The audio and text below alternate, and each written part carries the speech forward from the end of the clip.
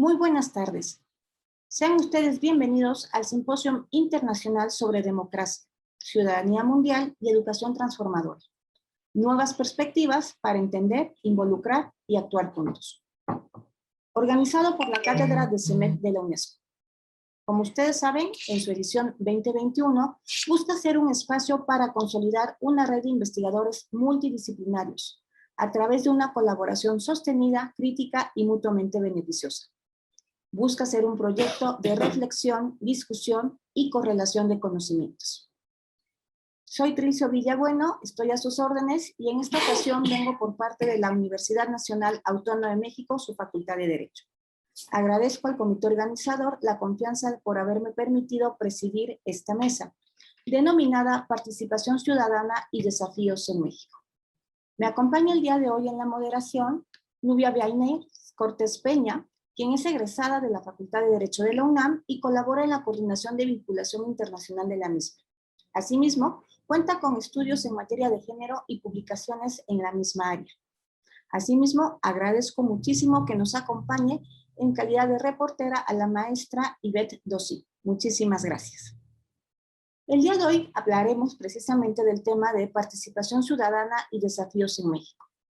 La participación ciudadana, como todos nosotros sabemos, es indispensable en todo régimen democrático.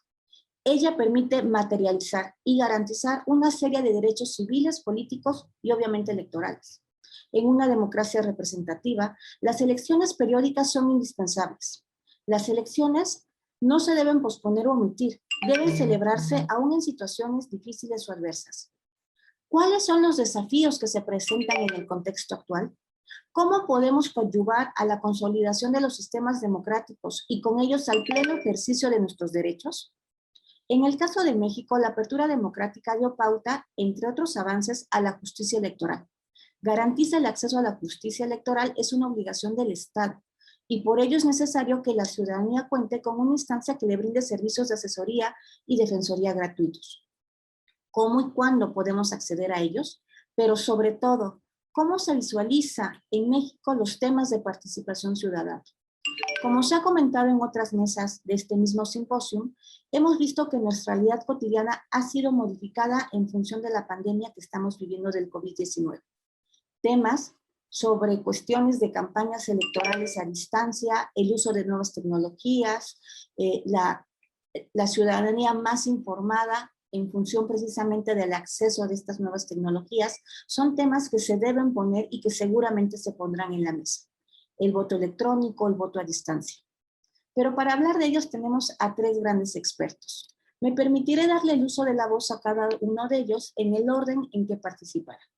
En primer lugar, presentaré al doctor Sergio Ricardo Márquez Rábago.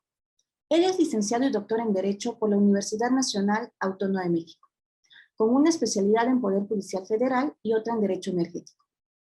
Su labor profesional la ha desarrollado en la Secretaría de Hacienda y Crédito Público, en Petróleos Mexicanos en el área fiscal y en el Poder Judicial de la Federación, donde fue secretario de Juzgado Federal de un tribunal colegiado y del Consejo de la Judicatura Federal, en donde se atiende la administración, vigilancia, disciplina y carrera judicial de los tribunales federales.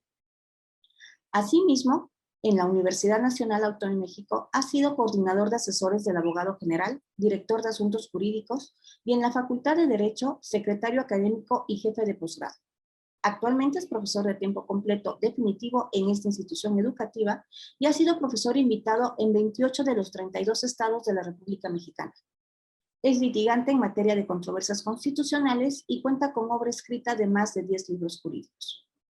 Doctor Márquez, sea usted bienvenido y tiene el uso de la voz hasta por 7 minutos.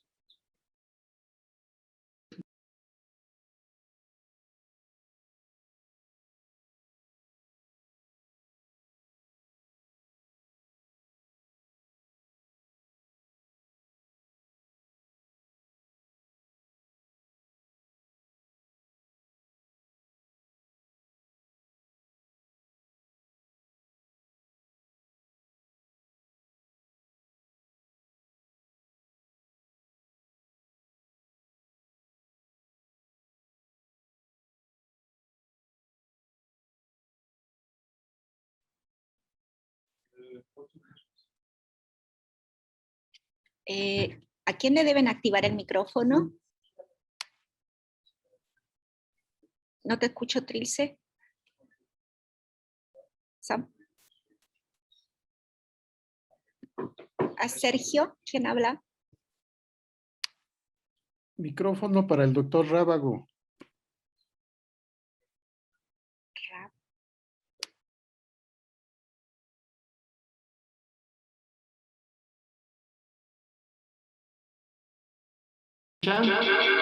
Parece...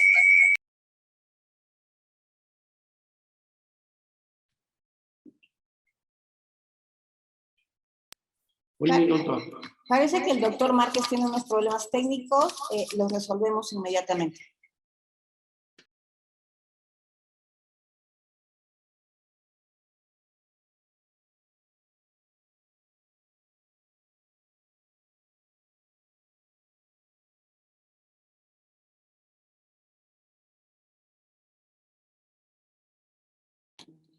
Muy buenas tardes a todos ustedes. Un problema técnico, pero ya resuelto, gracias a Dios. Bueno, les comentaba que nuestro país, como ustedes saben, ha entrado en una etapa de transición democrática. Después de 70 años de predominio de un solo partido político, en el año 2000, en 1997, empezamos a entrar en un cambio dinámico de democracia, porque el Congreso se empezó a dividir, no un solo partido político, sino la presencia de más de un partido político.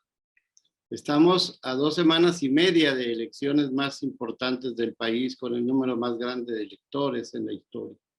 Esto hace que el país esté en una dinámica de discusión, de contienda electoral propia, de contienda electoral impropia por los ataques que indebidamente se realizan.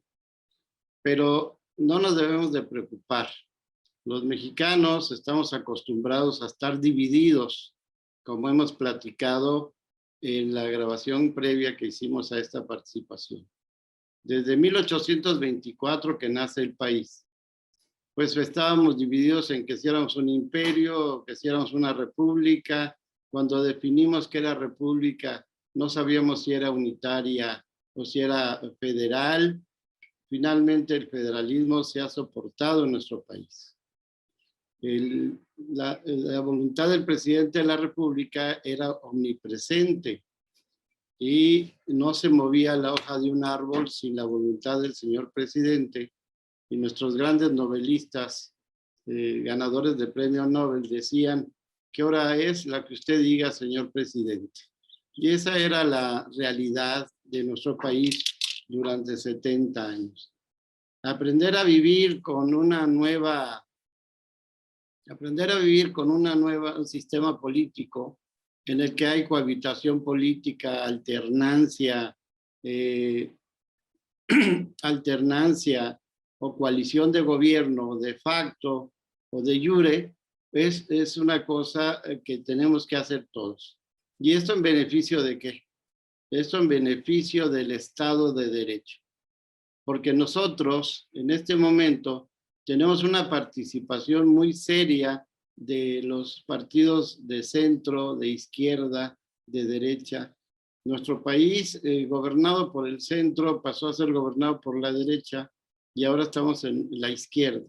Y esto lo estamos hablando en un transcurso de 18 años.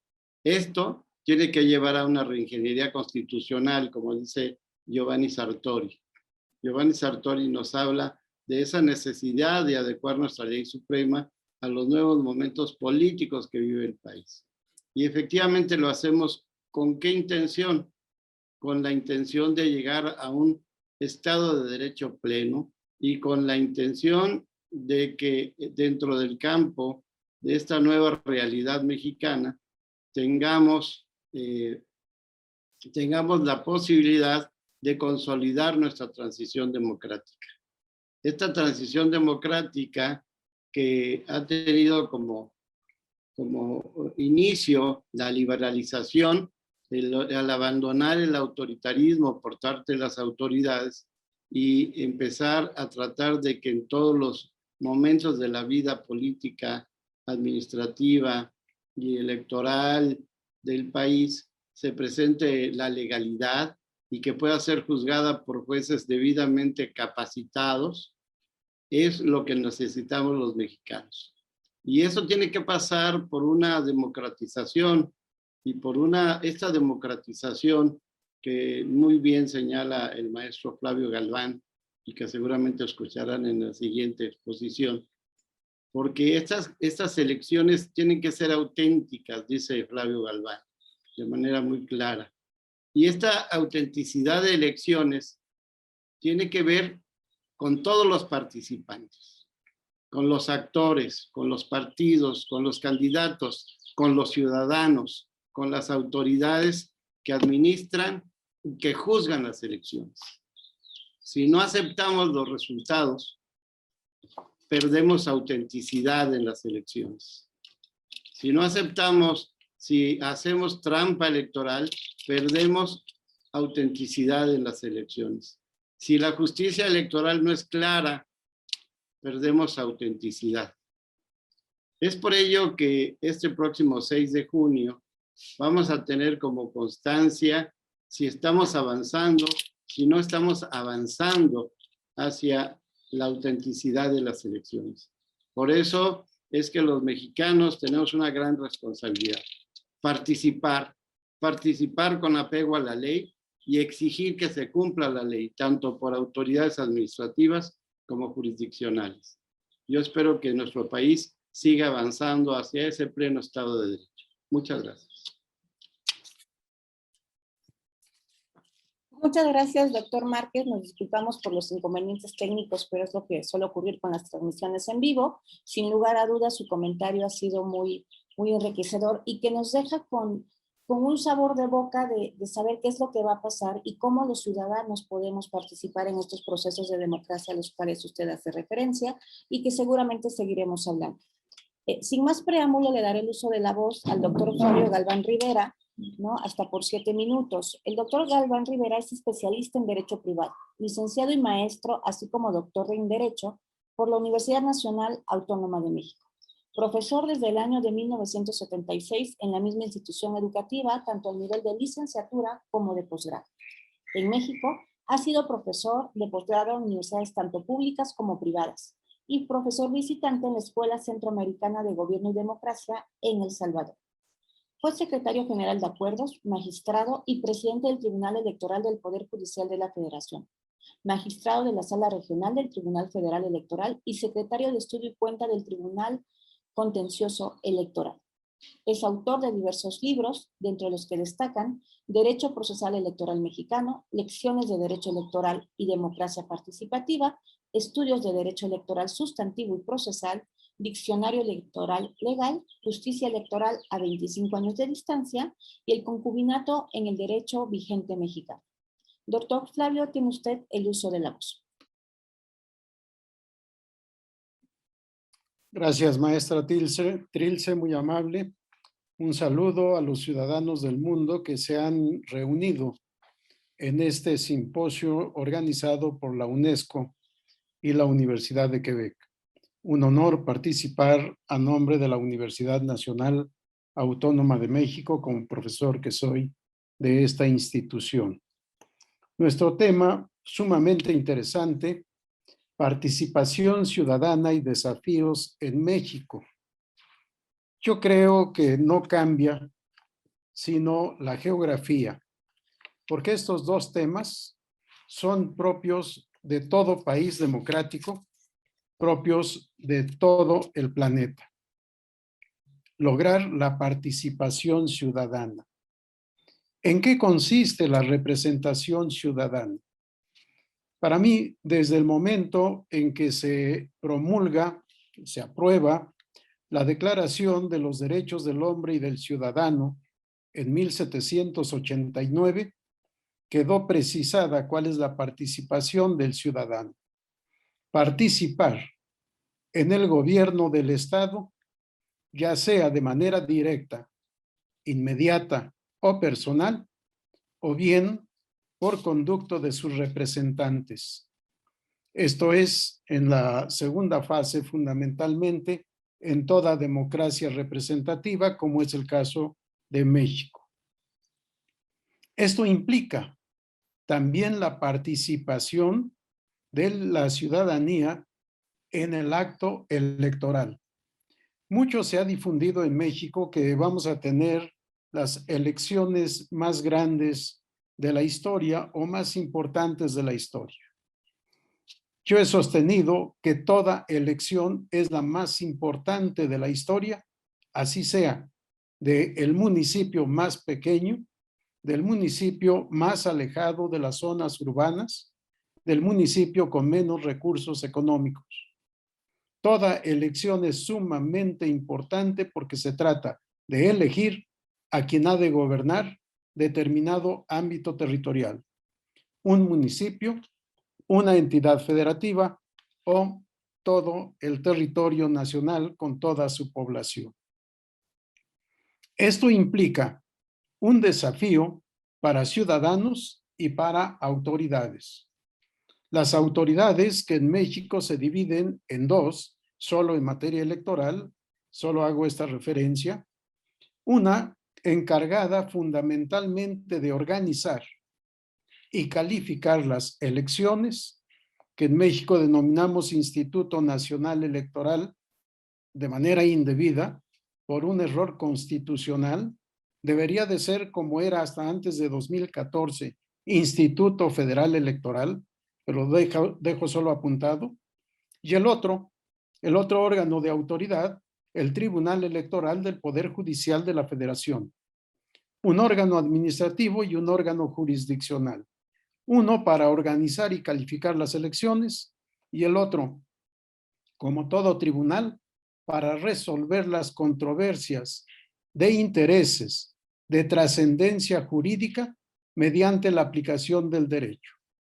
Los conflictos jurídico-político-electorales que surgen en México se resuelven conforme a derecho por conducto de tribunales previamente establecidos con reglas que han sido expedidas con anterioridad al hecho y que por tanto dan certeza y seguridad de que toda controversia será resuelta en términos de derecho, no solo de la ley, en términos de derecho, en términos del derecho constitucional, del derecho legal, del derecho convencional, de los principios generales del derecho, de los principios generales del derecho internacional de derechos humanos e incluso por usos y costumbres, sin olvidar, por supuesto, la jurisprudencia. Ahí está el gran reto para las autoridades, ajustar su conducta al sistema jurídico vigente actualmente en México. Reto de los ciudadanos, participar, acudir a las urnas electorales para formar parte de la voluntad general del Estado. El abstencionismo, ni siquiera como protesta, puede ser admisible en un país democrático. Los ciudadanos tenemos el deber de el próximo 6 de junio acudir a las urnas, pero antes de cruzar la boleta electoral o las boletas electorales correspondientes, tenemos la gran responsabilidad, el desafío de pensar con detenimiento por quién vamos a votar. Es decir, que sea un voto razonado, un voto responsable, un voto que no haga pensar al día siguiente, yo no voté por él, no me culpen a mí. Todos somos responsables de lo que suceda el próximo 6 de junio, como sucede en todo país democrático.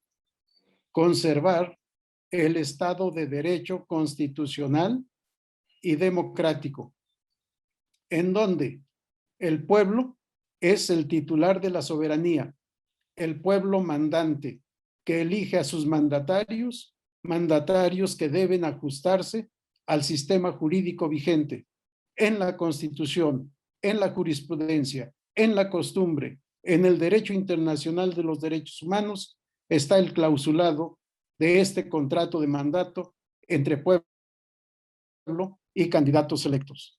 Felicitaciones a todos los participantes. Gracias, Trilce, por la oportunidad. Muchísimas gracias, doctor Galván Rivera. Sin lugar a dudas trae usted un tema a colación muy importante y que tiene un impacto también en la región. Si efectivamente el próximo 6 de junio el país México, del cual estamos hablando en esta mesa en concreto, va a llevar a cabo un proceso electoral sin precedentes.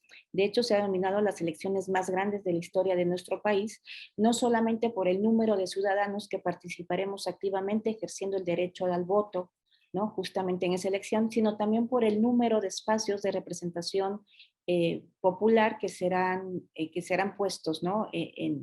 Para renovación, ¿no? Renovaremos casi la mitad de las gobernaturas de los estados, hablamos también de muchas elecciones a nivel estatal y a nivel municipal, ¿no? Sin dejar de mencionar las federales, renovaremos nuestra Cámara de Diputados, estamos hablando de 500 representantes, ¿no? De elección popular, que tendremos que efectivamente pensar muy bien nuestro voto en función de cuáles son no solamente los ideales, sino también las perspectivas que queremos que se cumplan en este país como mexicanos, ¿no? De lo cual estoy segura que también nos hablará en un momento la maestra Sandra Araceli Vivanco, a quien le voy a dar el uso de la voz después de presentarla.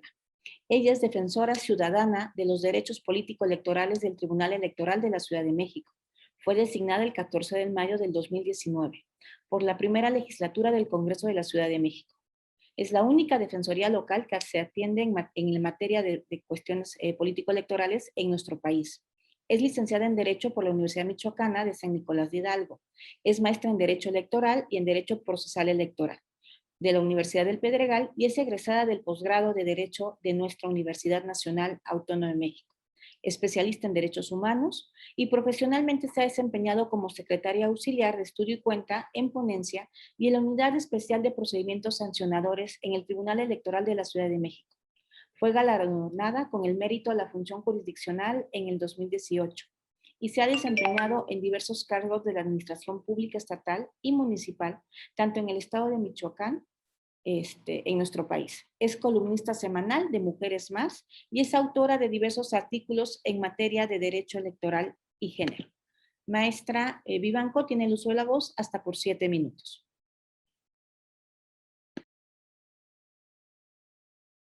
Su micrófono, si me ayudan a abrirlo, por favor.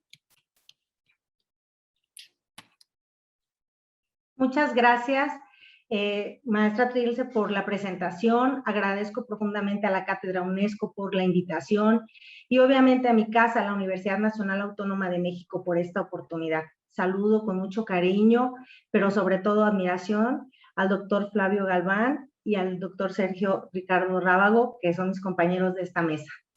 También me permito saludar a todas las personas que nos hacen el favor de acompañarnos en esta mesa este día, esta tarde. En este simposio, la materia de discusión es la democracia, la ciudadanía y la educación. Todos estos conceptos ayudarán a transformar y a construir mejores sociedades, sin duda alguna. En el caso de México, particularmente la Ciudad de México, ha demostrado una constante participación ciudadana con ejercicios locales como es la consulta del presupuesto participativo y la elección de las comisiones de participación comunitaria, que al margen de los ejercicios democráticos como los que señalaban el doctor Flavio Galván y el doctor Sergio Ricardo, tienen una connotación distinta porque es una participación muy directa por parte de la ciudadanía. Estos ejercicios realmente evidencian de alguna forma la participación ciudadana, que es el nombre de nuestra mesa de participación ciudadana y los desafíos en México. Yo encuentro como muy desafiante estos ejercicios que se llevan a cabo en la Ciudad de México, no solo por la complejidad de la organización en la que definitivamente están involucradas las instituciones electorales, ya sean la administrativa o la jurisdiccional, sino por el impacto que tiene dentro de la propia conformación de la sociedad la participación ciudadana. Porque pues es así, libremente, como decide la ciudadanía participar, ya sea promoviendo o presentando proyectos para su elección, para su consulta, o presentando sus propias aspiraciones para conformar las comisiones, ya sea en su colonia o unidad territorial. El desafío para esta ciudad y en el país es que las personas ejerzan sus derechos de ciudadanía y los derechos político-electorales de manera libre y también de manera informada, pero con las garantías de que ese derecho humano sea realmente protegido por el Estado. ¿Cómo se puede lograr esta garantía y esta protección a la que está obligado el Estado mexicano? Pues desde mi perspectiva y desde mi ejercicio diario puedo decirlo que yo estoy convencida que es a través de la existencia de instituciones como las que ya tenemos, las administrativas y las jurisdiccionales electorales, pero para tener una protección más amplia y específica, no dudo para nada en decir que se necesitan defensorías electorales. El desafío es que la ciudadanía no solo pueda opinar o no solamente pueda votar como lo establece nuestra Constitución, sino que también pueda defenderse de actos u omisiones, ya sea por parte del Estado o de otros agentes como son los partidos políticos, las dirigencias de los partidos políticos, las personas funcionarias y servidoras públicas y otros ciudadanos y ciudadanas que en el ejercicio de los derechos político-electorales y de ciudadanía puedan intervenir, como dije, con acciones u omisiones. El reto es pues que el Estado logre que no solo existan tribunales electorales especializados, sino instancias que coadyuven y asesoren en los procesos y prácticas democráticas y de participación ciudadana. Solo así se logrará garantizar el ejercicio pleno, no solo de participar activamente, sino para lograr esa garantía constitucional y convencional de la tutela efectiva al acceso a la justicia, en este caso de la justicia electoral. Así lo establece en México nuestra Constitución Federal, pero también la convencionalidad en la Declaración Universal de los Derechos Humanos en el artículo 21 o en la Convención Americana sobre Derechos Humanos en el artículo 23 y que además el Estado mexicano está obligado a su observancia.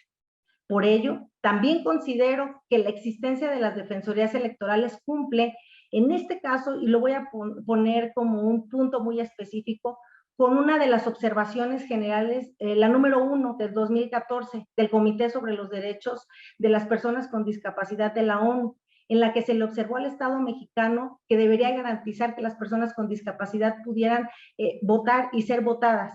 Eso está sucediendo apenas hasta esta elección del 2021, de la que tanto han hablado del próximo 6 de junio, donde ya se podrán elegir candidaturas como acción afirmativa para las personas con discapacidad, pero no es suficiente. Las personas con discapacidad también necesitan la garantía de una adecuada defensa. Por tanto, creo yo, y repito, estoy convencida que la existencia de las defensorías debe ser el plus sumado a la existencia ya de instituciones específicas. Y eso sucede, esta garantía de contar con una defensoría sucede en otras materias del derecho. ¿Por qué no en la del derecho electoral? Es cuanto. Gracias. Le agradecemos infinitamente, maestra Vivanco. Se nota que no solamente es una conocedora, sino una apasionada del tema, lo cual nos da mucha tranquilidad a la ciudadanía en México de saber que usted está al frente de esta defensoría, que como bien nos ha explicado, es muy importante para hacer valer nuestros derechos político-electorales. Como todos sabemos, los sistemas democráticos en el mundo, en parte de su área operativa, descansan básicamente en mecanismos e instrumentos de participación ciudadana. Cuanto más alto es el nivel de participación ciudadana en estos procesos políticos y sociales en un país, podemos hablar que su sistema está siendo más democrático. Para efectos de estar todos en el mismo tenor y antes de empezar con la ronda de preguntas y respuestas, me gustaría definir lo que vamos a entender por participación ciudadana de conformidad a lo que la Ley de Participación Ciudadana en la Ciudad de México establece. Y la define como la participación, que es el conjunto de actividades a través de las cuales toda persona tiene el derecho individual o colectivo para intervenir en las decisiones públicas, deliberar, discutir y cooperar con las autoridades, así como para incidir en la formulación, ejecución y evaluación de las políticas y actos de gobierno de manera efectiva, amplia, equitativa, democrática y accesible. Y en el proceso de planeación, elaboración, aprobación, gestión, evaluación y control de planes, programas, políticas y presupuestos públicos. De esta forma, cuando hablamos de participación ciudadana, si bien es cierto que una arista muy importante es el ejercicio del voto directo, no es la única arista que debemos de tener en consideración. Le pediré a la moderadora de esta mesa, a Nubia, por favor, si nos hace favor de hacer la primera ronda de preguntas. Muchas gracias, maestra Trilce. Antes de proceder con la ronda de preguntas, me permito agradecerles a todos y todas ustedes que nos acompañen el día de hoy en la cátedra de CEMET, a los organizadores, por supuesto a nuestros panelistas y a nuestros asistentes. La ronda de preguntas es una primera ronda y son 3. La primera, ¿qué se necesita según su criterio para que en México se viva un verdadero Estado de Derecho? La segunda pregunta, en cuanto al voto ciudadano en México, ¿por qué dice usted que es un derecho y un deber jurídico si no tiene alguna sanción preestablecida el hecho de no votar? Y la tercera pregunta es, ¿podría mencionar algunos ejemplos de los obstáculos, además de los procedimentales, a los que se enfrenta la ciudadanía para hacer justiciables sus derechos político-electorales y de participación ciudadana? Adelante, por favor. Muy bien, muy buenas tardes. Pues creo que me corresponde la primera de las preguntas, porque es muy claro que la segunda se la hicieron al doctor Flavio, la tercera a la doctora Sandra. Muy bien, yo creo que para que vivamos en un verdadero Estado de Derecho, requerimos, además de aquellos elementos que nos fijó por los años 70 Elías Díaz en su libro Estado de Derecho de Sociedad Democrática, de la ley legítima y legitimada, la división del poder público, la actuación legal de la autoridad y la defensa de nuestros derechos. Creo que hemos avanzado porque tenemos autonomía e independencia del órgano que administra las elecciones y también del órgano que imparte justicia electoral. Hoy día nuestra problemática se centra ya no tanto en la regulación ni en las instituciones, sino en los actores, ¿no? En un poquito el desaseo con el que se participa en política en México, ¿no? Pareciera que los actores están empeñados en distorsionar las instituciones electorales, en alejarse de esta contienda que nos permitiera acercarnos al Estado de Derecho. Aceptar los resultados electorales, evitar las contiendas postelectorales, obviamente no siempre con muy claros ejemplos de ilegalidad. Aquí en México pareciera que el simple hecho de no obtener lo que se quiere te da pauta para intentar una contienda. Y tenemos muy malos jugadores políticos, muy malos jugadores en esta contienda electoral. Creo que necesitamos fijarnos más en esos actores, exigirles más para ingresar a la contienda y sancionar más a los que se indisciplinan en el transcurso, ¿no? ¿Qué les parecería 10 años sin poder participar en política si haces un ataque injustificado que deslegitime nuestro sistema electoral, administrativo y jurisdiccional? Yo creo que sería parte importante.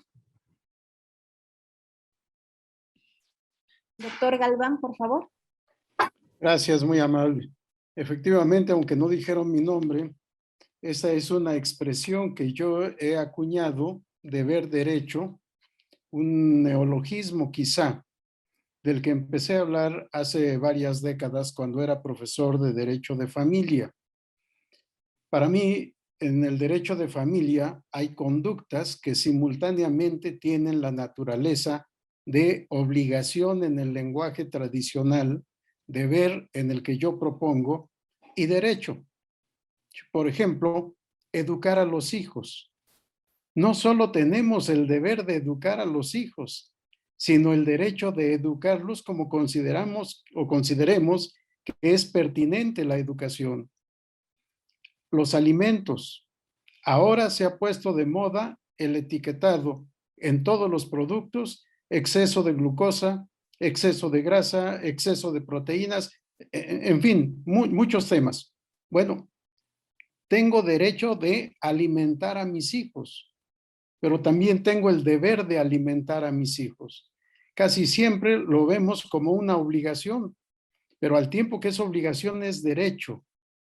En fin, hay varios temas en el derecho familiar en donde yo hablo de deberes, derechos y no de obligaciones y derechos. La misma conducta tiene la doble naturaleza jurídica.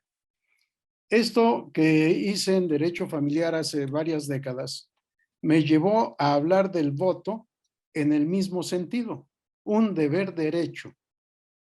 Si revisamos la Constitución, nos vamos a encontrar que el voto es un derecho, ahora se dice de la ciudadanía, en un mal uso del lenguaje, porque no es de la ciudadanía es el conjunto de ciudadanos, y este es el derecho individual de todos y cada uno de los que tenemos la calidad de ciudadanos o ciudadanas. Pretendiendo un lenguaje incluyente, han hecho un equívoco. Pero bien, en el 35 tenemos el derecho, y en el artículo 36 de la Constitución está prevista la obligación de votar. Y en el artículo 38 de la propia Constitución está la sanción. El que no cumple la obligación, así está en la Constitución, de votar, se le suspenden sus derechos políticos hasta por 1 año. Sí, en la propia Constitución está la sanción. ¿Quién la va a imponer? No se da competencia a una autoridad en especial, pero la puede imponer o hacer eficaz el Instituto Electoral competente, ya sea de alguna de las entidades federativas en la materia electoral local o municipal, o bien la autoridad nacional si se trata de elecciones federales, pero también el Tribunal Electoral en caso de controversia.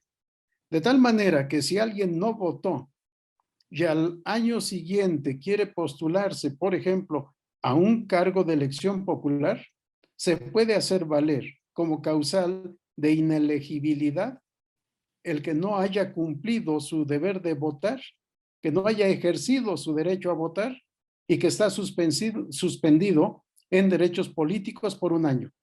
En consecuencia, es inelegible. Por eso hablo de deber derecho y sí hay sanción. Está en la Constitución. Quizá nos falta desarrollar en la doctrina y en la academia este tema, pero de que está completo. Ni siquiera es una norma imperfecta, es una norma perfecta. Está la hipótesis, está el supuesto y está la consecuencia. Gracias por la pregunta. Gracias a usted, doctor. Maestra Sandra, adelante, por favor.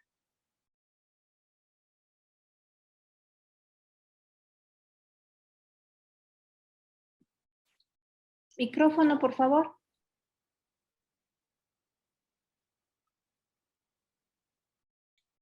Ya, muchas gracias. Rescaté de la pregunta que cuáles son los obstáculos a los que se enfrenta la ciudadanía al momento de ejercer o de acudir a la justicia electoral.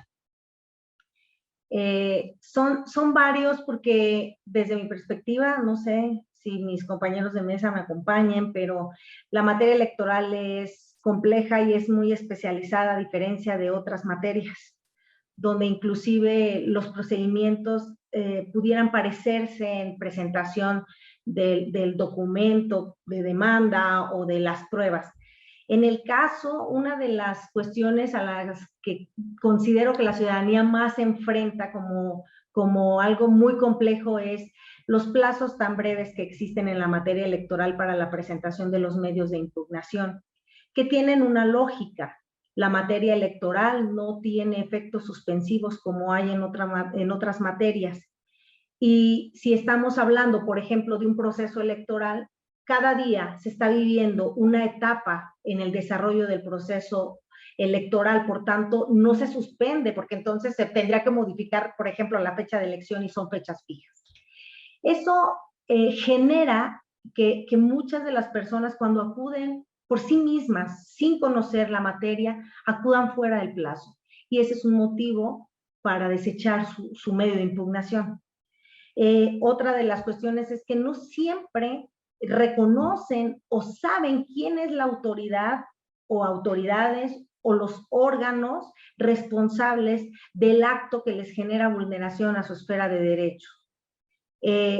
Como todo acto jurídico, tiene formalismos, tiene cierta solemnidad la presentación de demandas, de medios de impugnación, de quejas que se deben observar.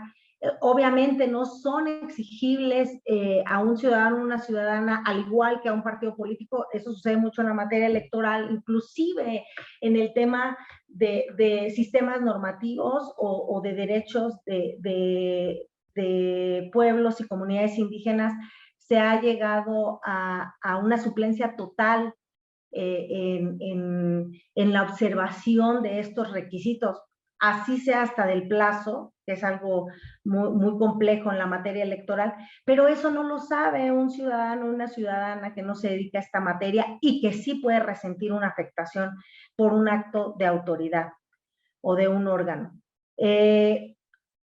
También, ¿ante quién la presento? Generalmente en otras materias hay un tribunal al que acudes y ahí llevas tu demanda. En la materia civil, en lo penal, en los juzgados o las mesas laborales, en lo agrario, en cada materia. Ya sabes a qué tribunal. Aquí no, en la materia electoral, los medios de impugnación se presentan ante la responsable. Mi primera pregunta es, ¿quién es la responsable? ¿Quién es quien me está afectando? Y luego, ¿ante quién la presento? Ese es un problema para la ciudadanía. ¿Por qué? Pues porque también si lo presenta ante una autoridad que no es la correcta, el plazo de 4 días para la interposición de su medio de impugnación va a seguir corriendo y ese es su propio perjuicio. Y nunca identifiqué quién es la autoridad que me afecta y tampoco quién es la autoridad ante quien la tengo que presentar. Ese es un problema que obviamente para eso sirve la Defensoría en el caso, porque nosotros guiamos y orientamos a la ciudadanía en ese sentido. Otro es las pruebas, la presentación de pruebas y un requisito básico, hasta la firma de la demanda. Entonces, esos son los obstáculos que mayormente observo que sufre la ciudadanía y de las dificultades de la Defensoría padecemos el tema de la desconfianza en las instituciones, el cansancio que tiene la ciudadanía porque considera que o desde su visión nunca pasa nada cuando demanda o cuando se queja. Esa es una de las cuestiones a las que nos enfrentamos, pero hemos tratado de modificar con un trato digno a la ciudadanía esos conceptos. Gracias. Muchas gracias a usted, maestra Sandra. Procederé a hacer un segundo bloque de preguntas. Les pido amablemente que sean respondidas en el mismo orden en el que han sido respondidas este primer bloque. La primera pregunta es, ¿existe una posibilidad de riesgo de volver al autoritarismo político? La segunda pregunta es, ¿de qué manera se podrían fortalecer las estrategias de información o concientización para que la ciudadanía acuda a votar? Y la tercera pregunta es, ¿cuáles son las principales dificultades a las que se enfrenta la operación de la Defensoría que usted preside? Muy bien. Me corresponde entonces el primer turno. Y como diría Esmire y O'Donnell, una transición democrática que tiene como fases la liberalización y la democratización puede tener como riesgo intermedio el secuestro de la democracia por los grupúsculos políticos que se incrustan en los partidos políticos para tener el acceso al poder público. Esta posibilidad de que derivemos de democracia a partidocracia, obviamente es un riesgo sociopatológico que permite que los beneficios que llevará esa ausencia de autoritarismo la llevemos al beneficio de pequeños sectores en los partidos políticos que estén beneficiando a empresarios, industriales o cualquier grupo social en especial y no a la comunidad en general.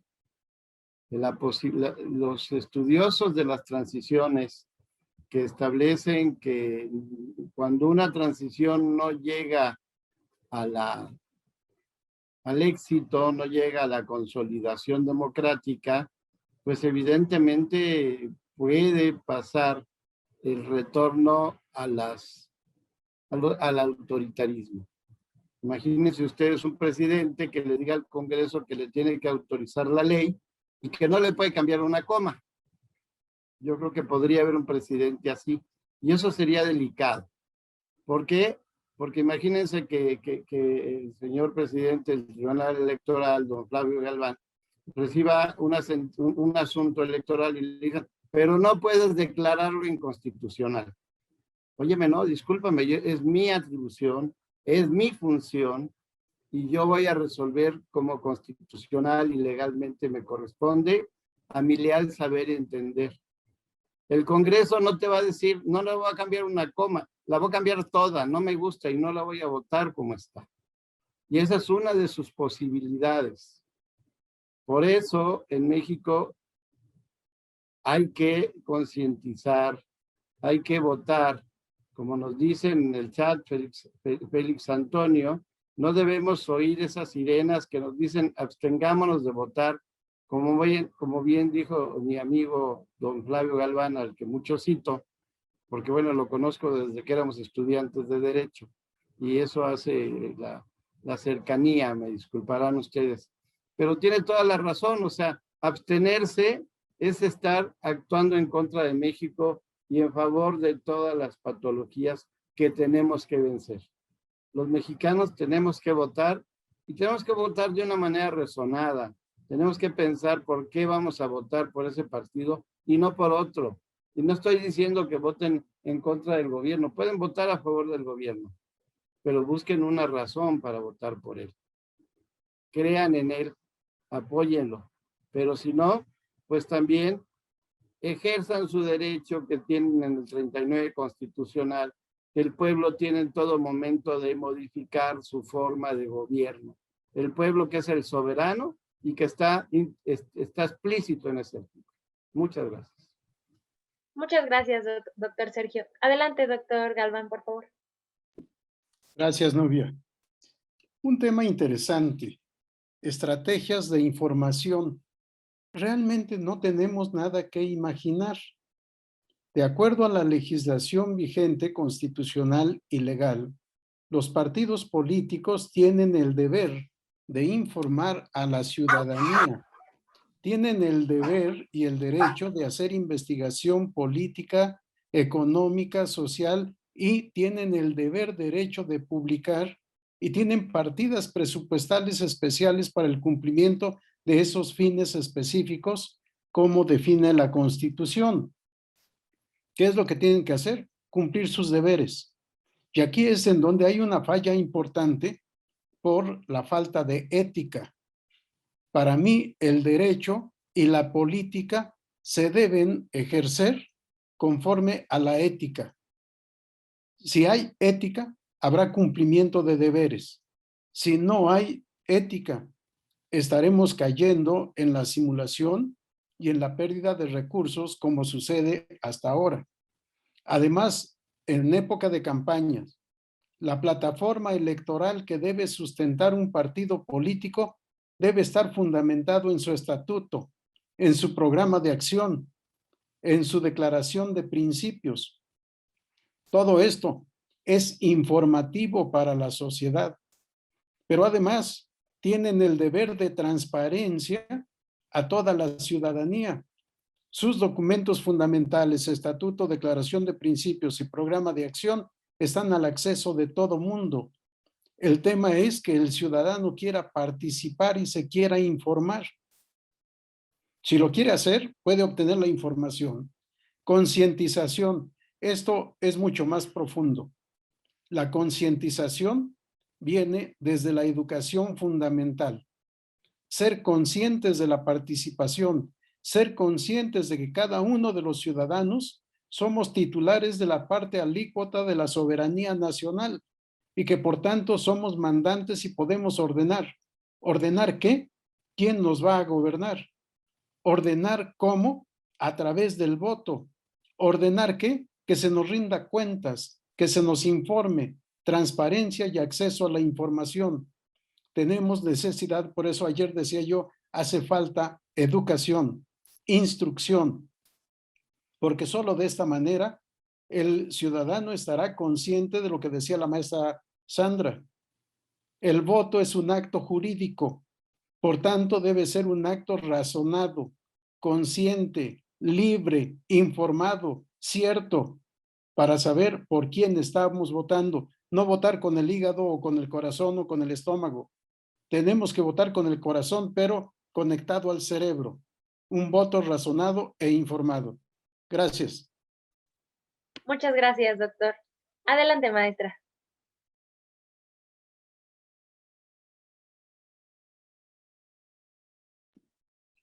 Su micrófono, maestra.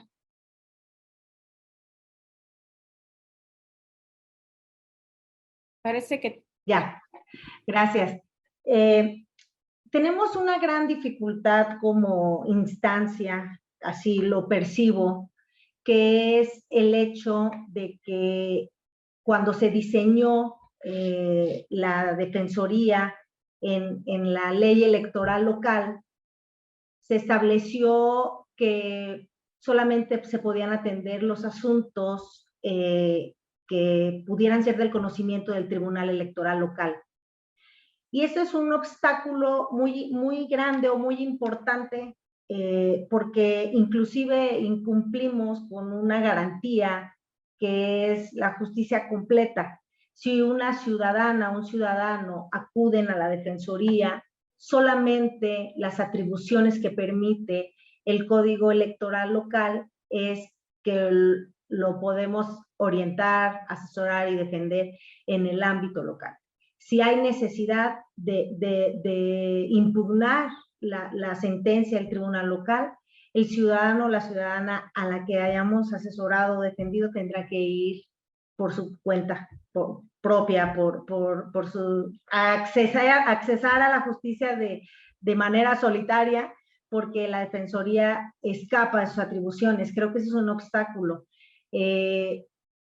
También creo que ya lo está un poco analizando el Congreso de la Ciudad para hacer el ajuste normativo, pero por ahora ese es uno de los más grandes obstáculos, porque si es difícil acceder a la justicia electoral en el ámbito local, acudir a la justicia electoral federal es un poco más complejo.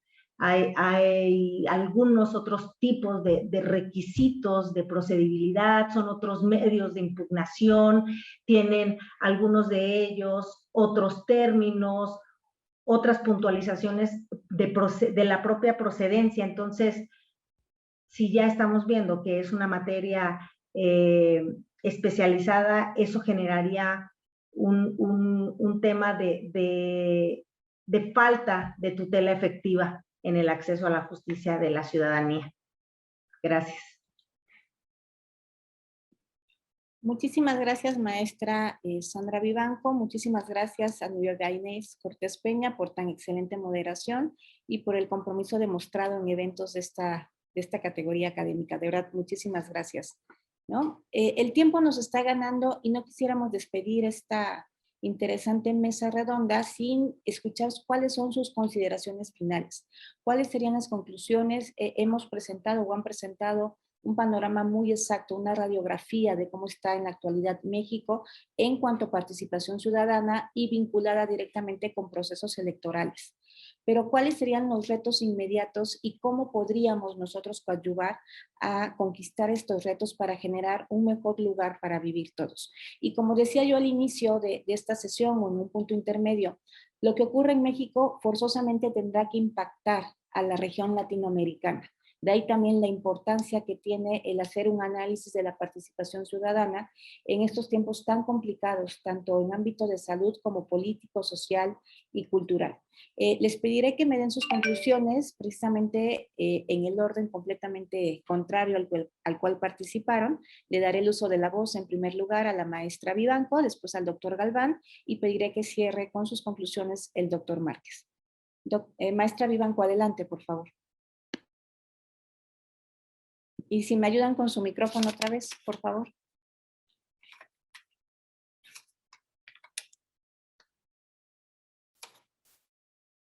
Si gusta intentar abrirlo, maestra, ya está habilitado. Ya, ahora sí, gracias. Estoy convencida que la participación ciudadana en ejercicios democráticos o de propia participación tiene que ver con el efectivo acceso. Y esto va de la mano con educación, con información, este tipo de paneles ayudan muchísimo, pero es necesario aterrizar también desde otros mecanismos. No todas las personas tienen acceso a medios masivos de comunicación. En México y seguramente en otros lugares de nuestro mundo hay falta de accesibilidad a las tecnologías de la comunicación, al internet, a luz. Entonces, necesitamos buscar otras estrategias para involucrar a la ciudadanía en los asuntos que le competen, que es su derecho humano, participar en los asuntos públicos de sus respectivos países. Y creo que eso solamente se hará con educación, solamente que hay que buscar otro tipo de estrategias. No todas pueden ser a través de los medios masivos de comunicación, porque no toda la gente tiene acceso a ellos. Gracias. Doctor Galván, por favor. Gracias, maestra. Un tema sumamente importante, viejo, pero contemporáneo. ¿Qué es la democracia? Para mí la mejor definición es la que nos da Abraham Lincoln y que está en nuestro artículo 39 constitucional. El gobierno del pueblo, por el pueblo y para el pueblo, que me lleva con frecuencia al artículo 13 de la Constitución de Cádiz de 1812. El fin del gobierno es la felicidad de la nación. Si esto lo entendiera el gobierno de todo el mundo, de todos los estados, sería otra cosa. Pero hace falta también que el ciudadano entienda su calidad de mandante, que entienda su calidad de titular de la soberanía, que entienda su calidad de parte de la voluntad total del Estado. El Estado no es sino la organización jurídica y política de la sociedad para alcanzar la igualdad, la justicia social, el bien común, la felicidad a la que ya se alude en la Declaración de los Derechos del Hombre y del Ciudadano de 1789. Han pasado más de 200 años y seguimos mal. ¿Qué es lo que debemos hacer? Entender lo que es la democracia y llevarla a la realidad social. Si no entendemos lo que es, si no participamos, si no exigimos, si no hacemos, si no cumplimos lo que yo denomino el principio de juridicidad, que es que todos, gobernantes y gobernados, ajustemos nuestra conducta al sistema normativo jurídico vigente, no vamos a cambiar jamás. Es necesario que tomemos conciencia. Autoridades, que más que autoridades son servidores públicos, son mandatarios que cumplan el mandato que está en la Constitución. Si no se cumple lo que está en la Constitución y todo el sistema normativo que de ella deriva, seguiremos igual en todo el planeta, desafortunadamente. Ojalá estas lecciones, estos congresos sirvan para hacer conciencia. Felicidades a todos. Gracias. Muchas gracias por sus palabras, doctor Galván. Le cedo el uso de la voz al doctor Márquez Raval. Muchísimas gracias, maestra. Felicidades a mis compañeros de mesa, a los participantes. Si sube el volumen de su audio, doctor, casi no se le oye. Sí, les decía que felicito a mis compañeros que participaron en la mesa, a todos los que organizaron y a usted en particular, maestra. Creo en particular que el ciudadano se ha dado cuenta que tiene la capacidad de definir a sus gobernantes. Creo que también los gobernados están terminando por agotar su posibilidad del voto de castigo, ¿no? Porque ya castigué al PRI, ahora castigué al PAN, ahora castigo al PRD, entonces ahora quién castigo y ahora por quién voto, si ya los castigué a todos, ¿no? Creo que es muy importante la redefinición de los partidos políticos en crisis que tiene nuestro país. Cada uno tiene su particular problemática y tiene que salir de ella volteando a ver a los ciudadanos, respetando más a los ciudadanos, haciéndolos participar más directamente en su esfuerzo por el acceso al poder público. Creo que todos los mexicanos entendemos nuestra obligación de acudir a las elecciones, a votar. Creo que efectivamente la educación es lo que nos hace falta, compartir esto todo con nuestros alumnos, con la población en general y solicitarles que hagamos un esfuerzo de exigir resultados. Nuestro país está ávido de esos esfuerzos y podremos llegar así a un estado de derecho pleno. Muchas gracias y felicidades. Muchísimas gracias, doctor Márquez Rábago. Agradecemos a todos y cada uno de nuestros ponentes que hayan participado en este evento conjunto de la Cátedra de CEMEC de la UNESCO en el Simposio Internacional sobre Democracia, Ciudadanía Global y Educación Transformadora. Nuevas perspectivas para entender, involucrarse y actuar juntos.